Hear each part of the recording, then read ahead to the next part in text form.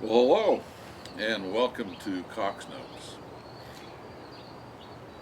Just a series of thoughts and ideas that swirl around in my head. I'm Bob Cox, and I encourage you to subscribe to this channel. It's very diversified. I'm liable to do something on firearms today and something on travel tomorrow. So subscribe, look back at some of my previous videos. It's been a while since I posted one, but we're coming back. So, a little disclaimer here first.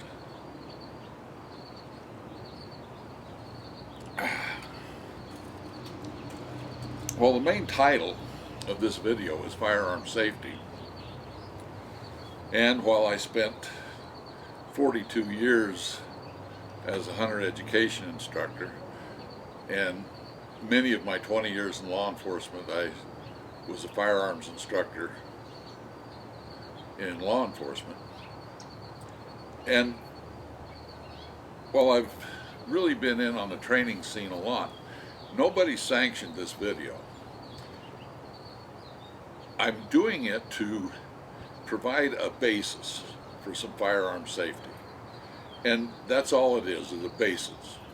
YouTube always asks, are these appropriate for children? And I say, in this case, absolutely it's appropriate for children, but it's better if it's viewed with young people with some adult supervision and somebody there that can follow up on some of the concepts that I'm about to go through. First, I wanted to acknowledge a couple of men who are no longer with us that really had a great impact on what I did in my life. I didn't realize it at the time, but they did, and they really did things for youth and for the protection of wildlife and those kind of things that I've believed in all my life. Charles Yelty was the editor of the Colorado Outdoors magazine for many years, and it was published at that time under the auspices of the Colorado Game and Fish Department. It's now called the Colorado Parks and Wildlife. Yelty provided numerous pieces of artwork for the Colorado Outdoors magazine, and he also created a pamphlet entitled Wildlife Willie. It was the sixth pamphlet in a series that he did for the Colorado Game and Fish. It was published in 1962 and is a part of public domain, but I was given a copy of that the first time I took a hunter education course in 1963. I'd been hunting with my dad for a few years before that, several years as a matter of fact, where I would carry a .22 rifle and go rabbit hunting and stuff. But I turned 13 that year, and as such, the next hunting season, I was going to be getting my first deer license at the age of 14. And my dad encouraged me to go to what was then called the hunter safety class. And it wasn't mandatory at the time, but I went to the class and I quickly found out that I enjoyed it. And one of the reasons I enjoyed it is we got to shoot. We got to bring our .22 rifles and shoot. In today's classes, it's quite a bit different. The required shooting is pretty well spelled out. In those classes, we handled firearms for every class, and I don't remember how many classes were in the series, but I remember attending several of those series just so I could shoot up some of the state ammunition. But anyway, Heldy passed away in 2013 at the age of 85. I never met the man, but his artwork and his creations for the Colorado Game and Fish have just been amazing to me. And so you're going to see several of his drawings that were in the pamphlet of Wildlife Willie. And I urge you to, if you can't get a copy of this, at least look at it and sit down and discuss some of the concepts. The other person I wish to recognize is Harvey Cox Sr., who, by the way, is not related to me. Mr. Cox was a game warden. He worked for what was then called the Colorado Department of Game and Fish. I could tell quite a few stories about Harvey Cox, but that's not my purpose here. Suffice it to say that he gave me my first taste of firearms safety, other than the earlier ones given by my dad. And those early lessons by both of those people stick with me to this day. And I want to thank Marilyn Cox, who Harvey Cox's senior daughter-in-law. She was the wife of Harvey Cox Jr., also a good friend who has since left us. But I want to thank Marilyn for this photo, which was taken in the early 1950s when Game Warden Cox checked a buck that had been killed near Ouray. Now, let's take a little look at Wildlife Willie. This pamphlet was published in the 1960s, but you know, the basic safety rules are just the same.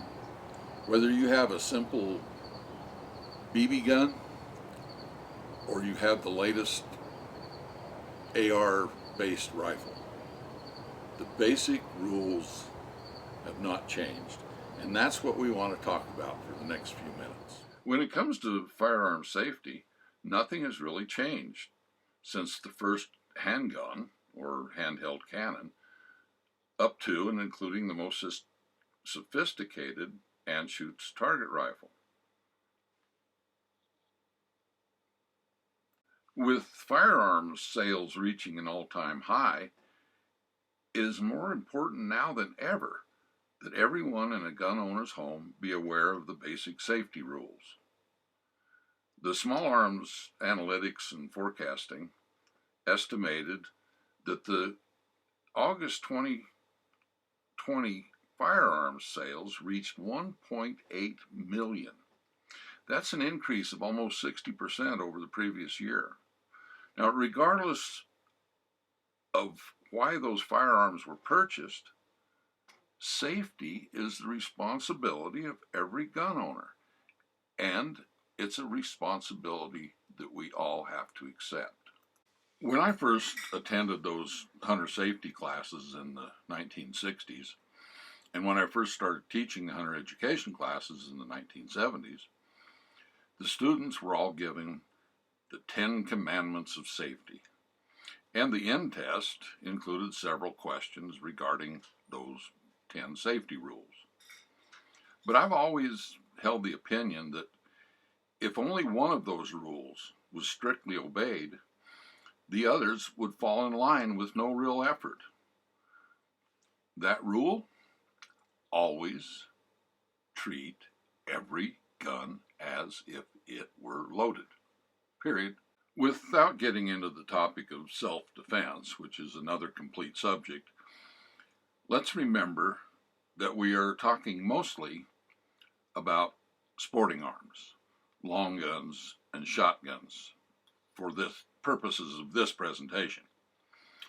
We will get into handguns in a later presentation. So The basic rule is avoid loaded guns in vehicles, camps, and homes.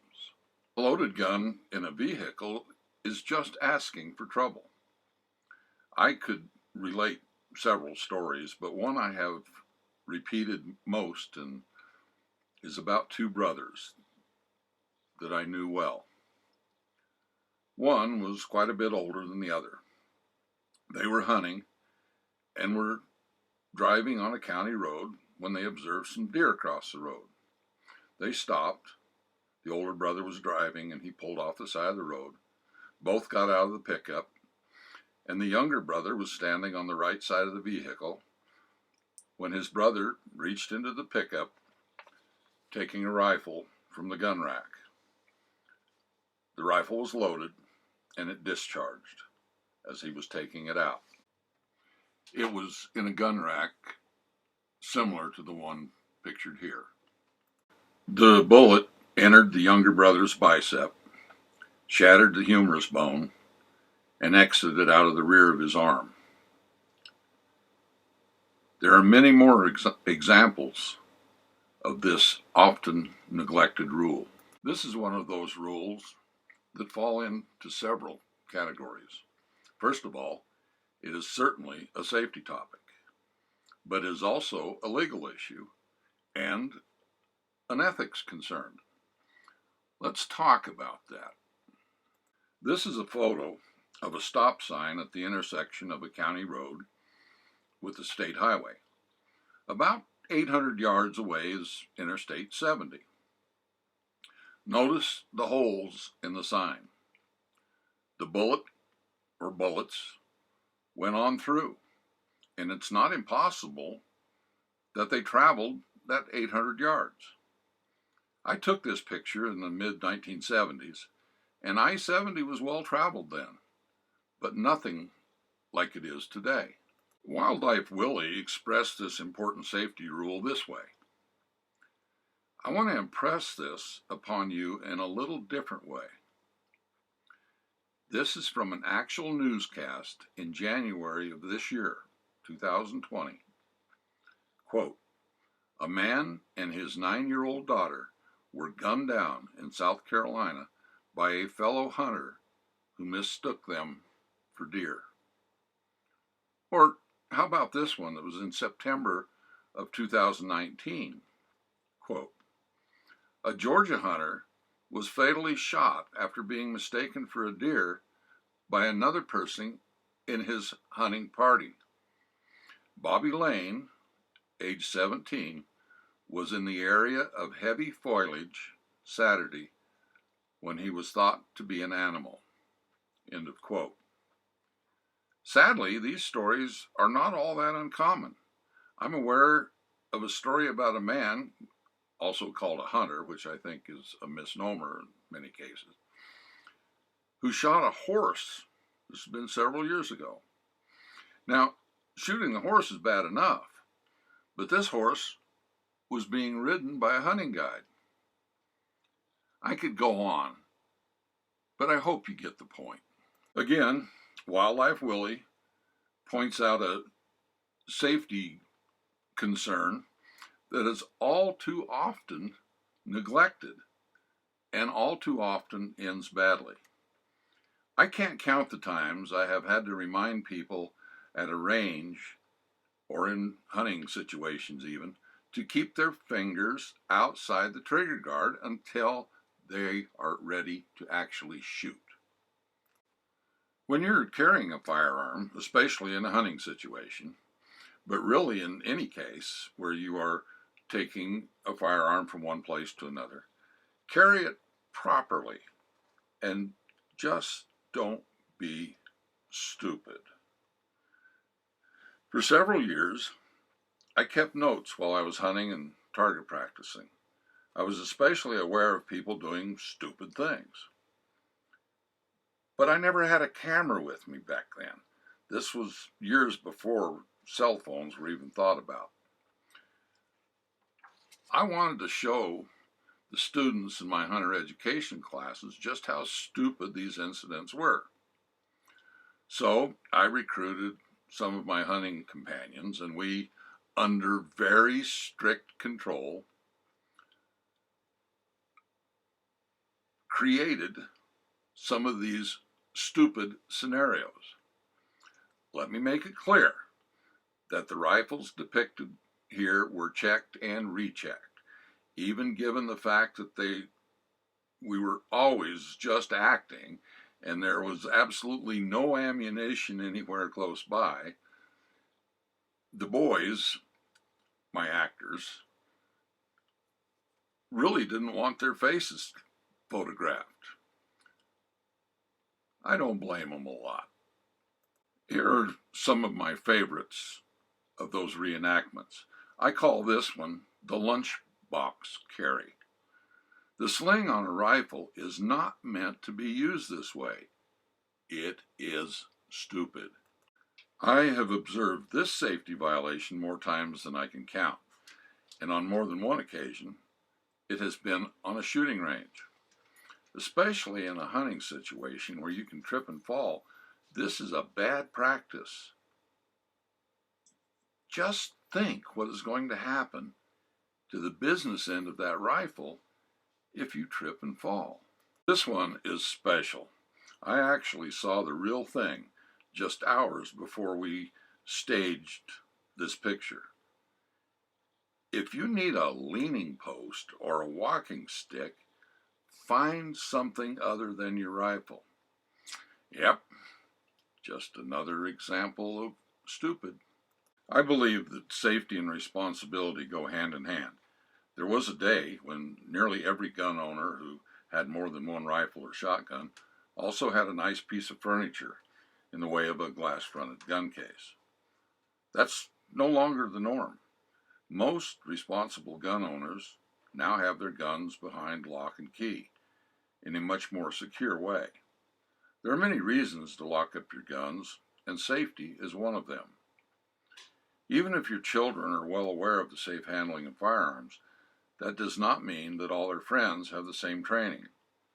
Just one untrained visitor to your house can spell catastrophe. The other concern is theft, and even that can be a safety issue. Can you really trust a person who would steal your firearms to use them in a safe manner? Lock them up. Finally, let me encourage you to watch this video a second time after you get the gist of it. And this time, watch it with a young person, and especially if it's somebody who lives in your house and you're a gun owner.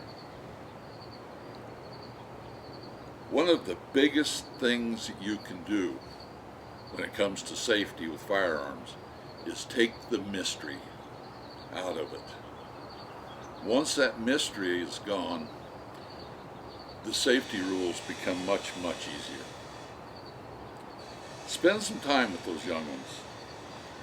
Go out and do a little target shooting and let them do the shooting while you take care of the safety measures. Make sure that they're keeping their finger off the trigger. Make sure they're getting that muzzle pointed in the safe direction all the time. Make sure that it becomes second nature to them. Most of all, have some fun. Go back and look at some of my other videos about making some fun targets to shoot at. I have 3 or 4 of them on, and I'll probably put some more on. Because over the years, I've made my own targets many times just to make it fun and instill the safety. So do that. Subscribe to the Cox Notes channel and take a look at, like I say, it's pretty diversified. I have a lot of stuff. That mixture of stuff that I mentioned mixing around in my brain all the time is a lot of fun to come out with and share it with you. As I promised earlier, I will be producing a video in the near future that deals with handguns in a lot of different ways, but mostly safety. So Until then, have a wonderful day. This is Bob Cox, Cox Notes. Thank you much. Bye-bye.